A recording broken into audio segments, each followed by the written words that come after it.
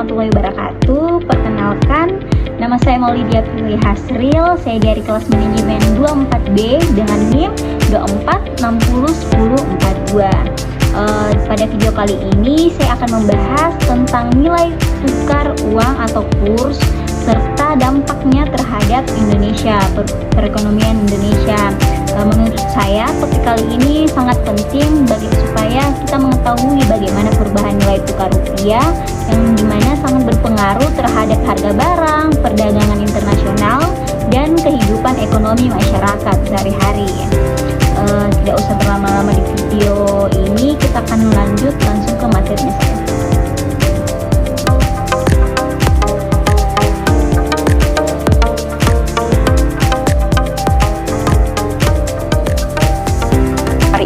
Memang ini disebabkan rilis inflasi di Amerika Serikat. Adanya biaya bagi negara-negara maju meningkatkan. Lebih lengkap saudara mengenai tren pelemahan rupiah terhadap dolar. Pengertian nilai tukar, tentu kalian sudah tidak asing lagi dengan alat pembayaran yang sering kali kita gunakan untuk melakukan transaksi sehari-hari, yang dimana disebut uang. Jika kalian masih bertanya-tanya mengapa sih nilai mata uang setiap negara itu berbeda-beda, yuk kita bahas. Mata uang adalah satuan nilai mata uang yang dikeluarkan oleh bank sentral, yang dimana berfungsi sebagai alat pembayaran yang sah untuk memperlancar transaksi di suatu negara. Tidak hanya memperlancar transaksi ekonomi, tapi meliputi beberapa transaksi seperti antar penduduk, antar negara, serta melakukan transaksi lintas negara. Namun karena masing-masing negara memiliki satuan mata uang yang berbeda dengan nilai mata uang yang disebandingkan dengan harga barang dan jasa umumnya berbeda dalam setiap negara, maka terjadilah kondisi yang kita kenal itu dengan istilah nilai tukar. Nilai tukar atau kurs adalah harga suatu mata uang jika dikeluarkan dengan mata uang negara lain. Sebagai contohnya itu nilai tukar rupiah terhadap dolar Amerika Serikat menunjukkan bahwa berapa rupiah yang harus kita keluarkan untuk mendapatkan $1. Tapi kalian juga harus ketahui beberapa tahun terakhir ini dolar terhadap rupiah itu udah nyaris menyentuh level yang tertinggi.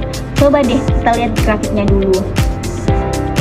Pas April tahun 2023 lalu, $1 itu cuma 14.600 rupiah. Tapi pada tahun kemarin itu sudah menyentuh angka 15.600-an.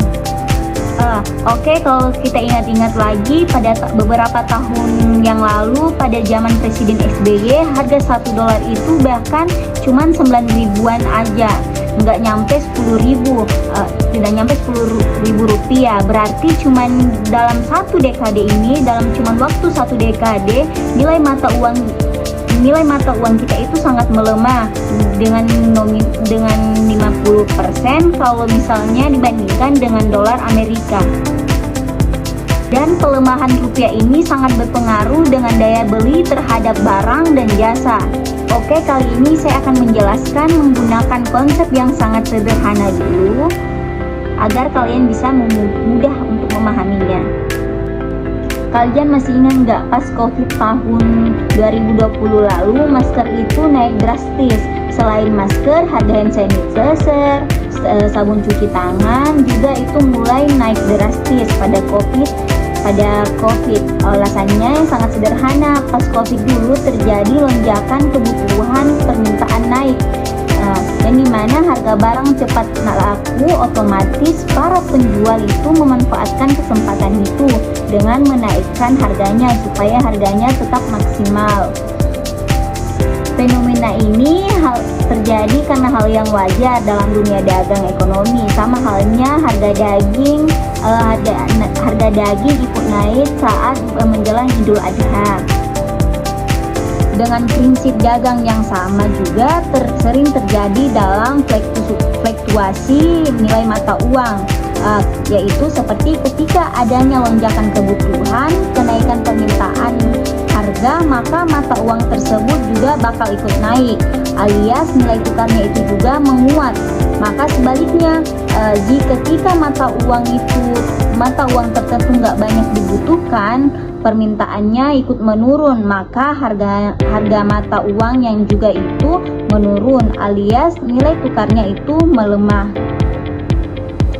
Nilai tukar juga sangat berpengaruh pada kegiatan ekspor dan impor. Saat rupiah melemah, produk Indonesia menjadi lebih murah di mata pembeli luar negeri, sehingga ekspor biasanya meningkat.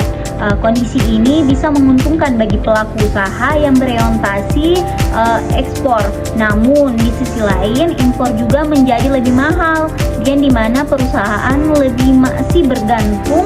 masih bergantung pada bahan baku impor dan akan mengalami peningkatan biaya.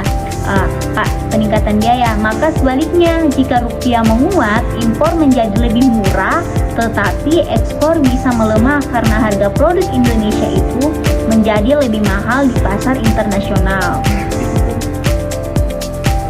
Menurut saya, nilai tukar rupiah yang stabil lebih penting dibandingkan rupiah yang terlalu kuat atau terlalu lemah, karena kestabilan nilai tukar merupakan kepastian bagi pelaku usaha, investor, dan juga masyarakat, sehingga aktivitas ekonomi dapat berjalan dengan lebih baik. Oke, sekian dari pembahasan kali ini. Mohon maaf apabila saya banyak salah dalam penyebutan kata, mohon dimaafkan. Wabillahi taufiq wal hidayah. Wassalamualaikum warahmatullahi wabarakatuh. Thank you for watching. Jangan lupa like, comment, dan subscribe.